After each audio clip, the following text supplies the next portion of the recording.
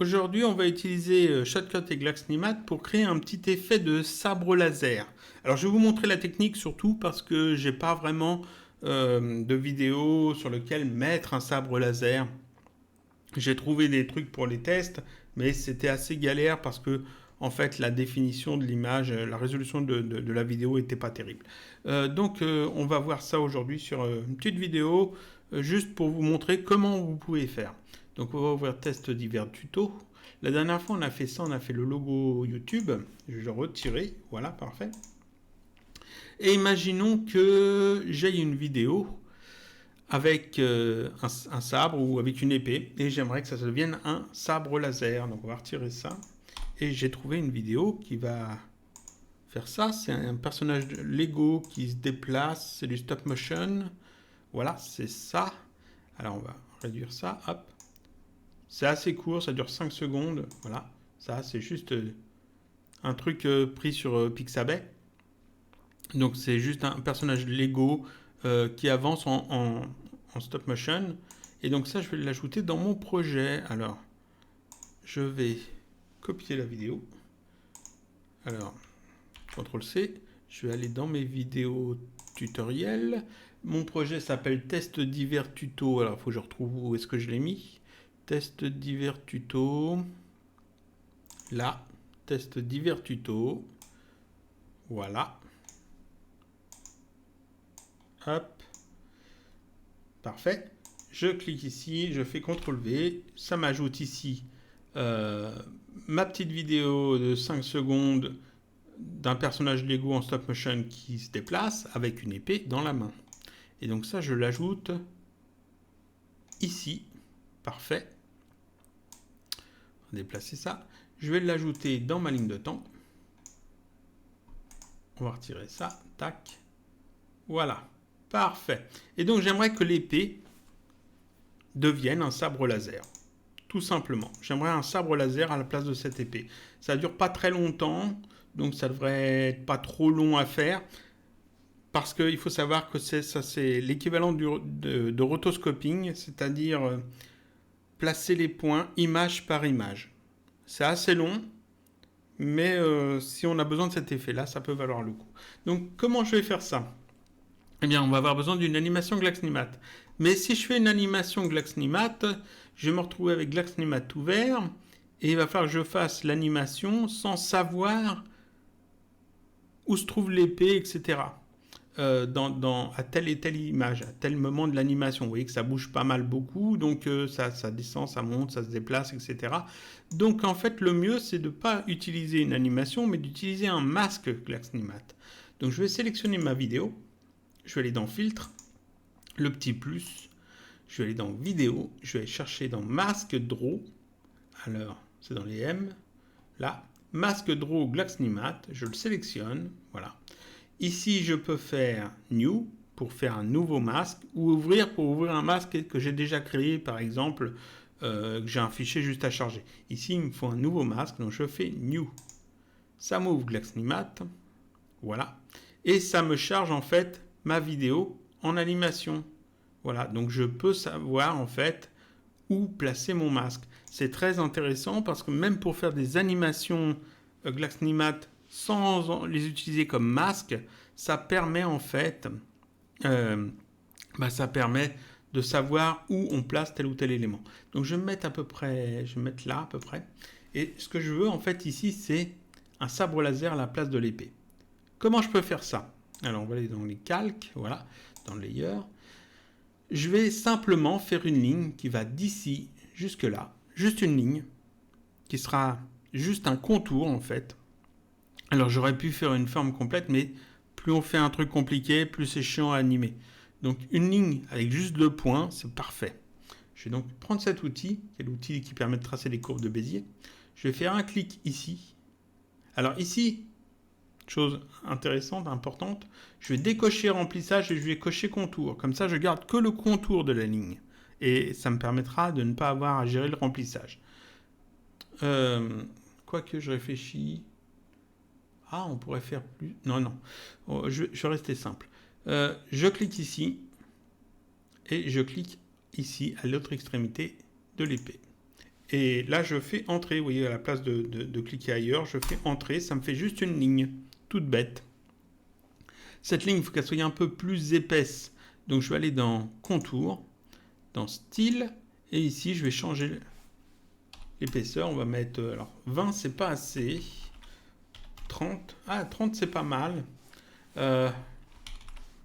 35. Parce que c'est quand même assez épais. 35. Et je prends cet outil, l'outil d'édition des nœuds, qui me permet en fait de replacer en fait correctement les éléments. Donc là. Là. Parfait. Ici, c'est en rouge parce que la dernière fois que j'ai utilisé Glaxnimat, on a fait du rouge pour faire le logo YouTube. Donc, on ne veut pas du rouge, on va vouloir une autre couleur. On va voir ça après. Ici, je pourrais faire peut-être un beurre arrondi. Alors, si je fais ça, ça va me faire un beurre arrondi ici et un beurre arrondi ici. C'est problématique, ça. On ne peut pas spécifier comment se termine chaque côté de la ligne. C'est soit on choisit des bords arrondis, soit des carrés. C'est l'un ou c'est l'autre, on n'a pas trop le choix. Dans Inkscape, je pourrais définir ici au début je veux un coin carré, ici je veux un coin arrondi, ou je peux même dire je veux une flèche, ou je veux des pointillés, etc. Dans Glaxnimat, le logiciel n'est pas aussi évolué, il n'a pas ces fonctions-là, donc on va être obligé de faire avec. Donc ici je vais garder des coins carrés, je pense.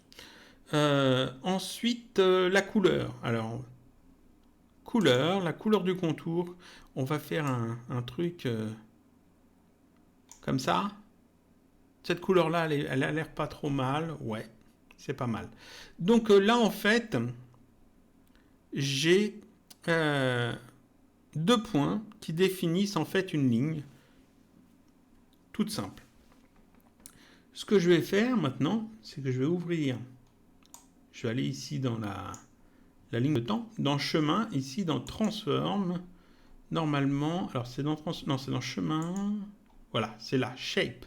Chemin, shape, c'est là-dessus qu'il va falloir mettre des clés d'animation. Alors, je ne vais pas faire un clic droit, ajouter une image clé à chaque fois pour chaque image. Ça va être chiant. Ce que je vais faire, c'est que je vais utiliser cet outil-là, cette fonction-là, cette icône-là, qui permet d'enregistrer les modifications des points, en fait, à chaque fois que je bouge un point. Ça fait une image clé à chaque fois que je bouge un point. Donc, en fait, là, ce que je vais faire, c'est que je vais mettre mon animation ici à 0. Je vais sélectionner ça et je vais le mettre en dehors ici. Si je les mets trop en dehors, il faut quand même que je les voie. Voilà, comme ça, là. Et je vais cocher ça, et ici ça m'indique enregistrer les images clés. Alors quand je dis cocher, ça se voit pas tant que ça que c'est coché, il faut bien regarder ici si c'est indiqué enregistrer les images clés ou pas. Voilà. Là je suis sur l'image clé 0. J'utilise la touche flèche vers la droite, ce qui permet d'avancer. Alors ça c'est pratique quand même, parce que sinon ça serait galère s'il fallait choisir à chaque fois ici. Donc la flèche vers la droite du clavier, ça permet d'avancer d'une image. Donc là il n'y a rien, il n'y a aucun changement. Donc alors je vais me mettre à la frame 0 et je vais quand même faire ici un clic droit sur ces deux. Ils sont sélectionnés. Je fais un clic droit, shape, ajouter une image clé. Ça met une image clé pour dire qu'à la frame 0 ils sont là. Donc j'avance d'une image, toujours rien. J'avance d'une image, rien, encore une image. Ah, ici on commence à voir. Donc je vais sélectionner ces 2 points-là et je vais les placer comme ça. Voilà. Alors, on va zoomer et réajuster un petit peu. Alors, ce que je vais faire, c'est que je vais le placer point par point. Ce point-là, il est là. Et celui-là, il se trouve à peu près comme ça. Voilà. Et là, en fait, comme ça, c'est coché, que ça enregistre les images clés automatiquement. Ici, ça m'a ajouté une image clé. J'avance avec la touche, la flèche du clavier vers la droite. J'avance encore. Là, ça a bougé, donc ici, je bouge. Tac. Comme ça.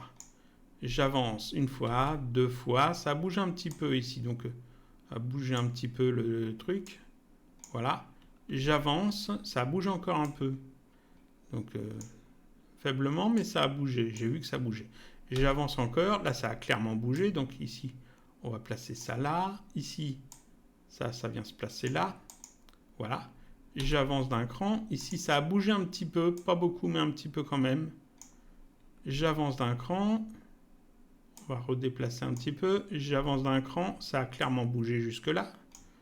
Voilà. Alors, c'est assez long. C'est ce qu'on appelle du rotoscoping. J'avance.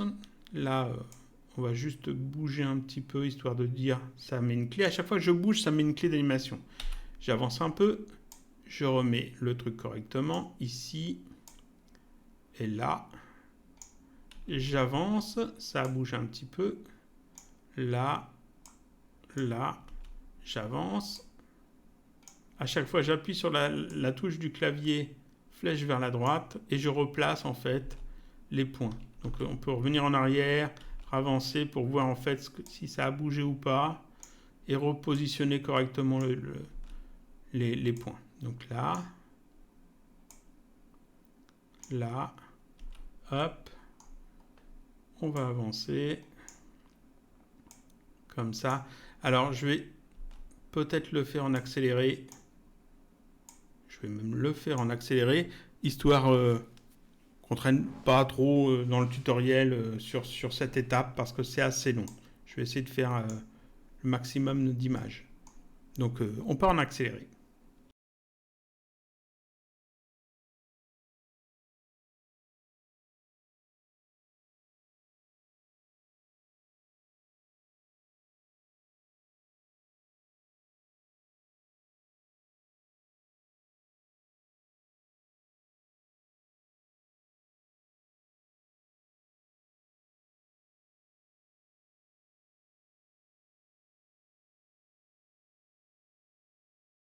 Voilà, là je peux revenir en temps normal.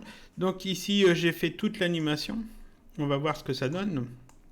Si je alors je désactive cette icône qui permet d'enregistrer les clés d'animation. Je reviens tout au début. Si je fais lecture, voilà ce que l'on obtient. Alors il faut que je fasse lecture. Voilà. Donc ici on a une petite animation en fait d'un truc tout bête qui suit la lame de l'épée. Et donc cette animation là, je vais simplement l'enregistrer. Donc je clique sur cette icône qui permet de sauvegarder et de revenir ensuite sur Shotcut. Je reviens sur Shotcut. Voilà. Ici, il n'y a aucun changement parce qu'en fait, il n'y a rien sous ma vidéo. Donc en fait, ici, on voit absolument rien. Il faudrait que cet élément-là, je le mette au-dessus et que là, en dessous, je mette quelque chose. Par exemple, si je mets ça, voilà, comme ça. Ici, on peut voir que maintenant, effectivement, le masque est créé et ça suit effectivement l'épée. Sauf que moi, c'est pas ce que je voulais faire, ça. Donc ça, je le retire. Ça, je le remets en bas. Et ici, si je sélectionne ça et que je vais dans les filtres, ici, on peut voir que le masque Draw Glaxnimat, il est ici 5.RAW. Et ce masque-là, il est ajouté ici dans mon projet. 5.RAW ici.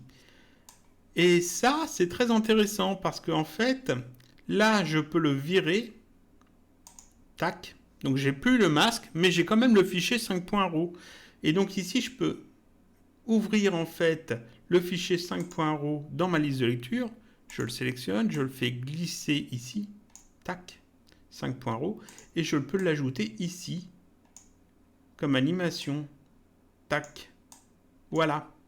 Vous voyez que ça m'a ajouté en fait l'animation que j'ai faite avec la couleur et tout par-dessus.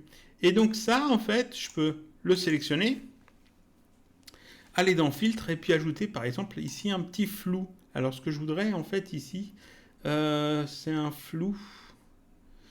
On va aller voir ici, flou dimension peut-être. Alors on va augmenter. Alors non, on va pas faire flou dimension. Est-ce que je peux peut-être avec voyons, qu'est-ce qu'on a à disposition ici? Canal alpha ajusté. Normalement, si je mets ici un flou, voilà, j'ai un effet de flou. Ça pourrait être intéressant. Non, c'est pas top. On va essayer de trouver un truc mieux. On va mettre un éclat déjà. Voilà. Comme ça sera bien vif. On peut l'augmenter d'ailleurs. On peut ajouter un flou. Alors, qu'est-ce que je peux mettre comme flou qui ferait bien? Est-ce que si je fais un flou gaussien... Ah, ça déborde pas. Hein. On peut essayer, mais ça déborde pas. Faut mettre le flou gaussien au-dessus peut-être. Voilà. J'aurais dû prévoir peut-être un peu plus grand. Bon, ça passe, ça passe. L'éclat, on peut peut-être voilà, l'augmenter, pas trop quand même. Non, il faut quand même que ça soit bien vif. Comme ça. On peut essayer de voir ce que je pourrais mettre d'autre. Ici, qu'est-ce qu'on pourrait mettre? Luminosité, on peut jouer peut-être un peu avec la luminosité. Si je mets ça vraiment à fond, comme ça. On peut voir qu'est-ce que j'ai d'autre. Je pourrais jouer avec un effet mosaïque, histoire de faire un truc sympa, comme ça, on pourrait s'amuser. Hein. Hop, là, un truc comme ça.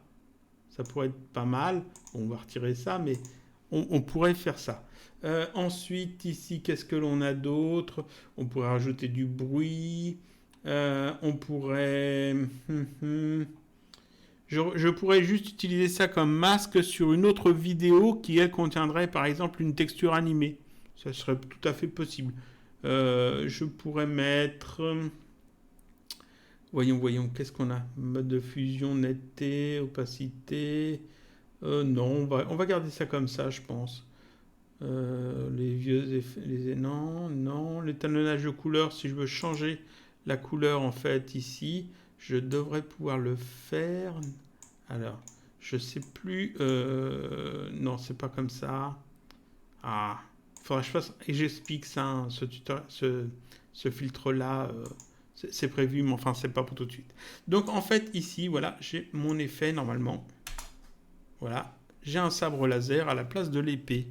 Donc ça, c'est un truc qui est assez basique et assez simple à faire. Par contre, ça prend énormément de temps. Ce qui serait parfait, ça serait de pouvoir ici ajouter directement du flou dans Glassnimat. Je n'ai pas trouvé la possibilité d'ajouter du flou. Enfin, il y a des méthodes oui, on pourrait, avec les dégradés, mais ça facilite pas les choses. Je peux toujours venir retoucher ici, et vous voyez qu'en fait ici, ils sont où? Là, il y a une clé d'animation pour chaque image. Chaque image, il y a une clé d'animation. Donc là, on a fait quelque chose d'assez basique. S'il y a 2 sabres laser, par exemple, c'est le double de travail. S'il y a 3 sabres laser ou un sabre laser double et un sabre laser normal, c'est encore plus de travail. Mais ça permet de faire des effets plutôt sympas. Sans avoir besoin de connaître beaucoup de choses sur Glassnimat, puisqu'en fait, c'est juste 2 points qu'on déplace au fur et à mesure de l'animation. Et puis, le fait de passer par le filtre masque draw à la place de faire animation Glassnimat, c'est intéressant parce que ça permet d'avoir en fait la vidéo en fond dans Glassnimat et de savoir où est-ce qu'on doit placer notre effet. Ici, j'ai utilisé juste 2 points, juste tracer une ligne pour faire un sabre laser, mais il faut savoir qu'on peut utiliser exactement la même méthode pour créer par exemple une auréole au-dessus de la tête d'un personnage. J'aurais tout à fait pu faire une ellipse dans Glassnimat, garder que le contour, bien blanche, bien épaisse, la déformer un petit peu à la limite, la faire tourner, etc. La placer au-dessus d'un personnage qui se déplace par exemple. Faire de la même façon que le rotoscoping, c'est-à-dire replacer à chaque fois la position de l'ellipse, et puis ensuite dans Shotcut, rajouter un petit flou dessus, un effet éclat, etc. Et ça passerait très bien, on obtiendrait en fait une auréole au-dessus de la tête d'un personnage. Je dis une auréole, mais ça pourrait tout à fait être aussi les yeux d'un personnage qui deviennent un petit peu brillants, façon magicien, etc. Ça pourrait être des éclairs qui sortent de la main d'un personnage, etc. On pourrait faire pas mal de choses comme ça avec cette même méthode. Voilà, ça c'était un petit tutoriel sur Shotcut et Glassnimat pour créer un effet ici de sabre laser. Voilà.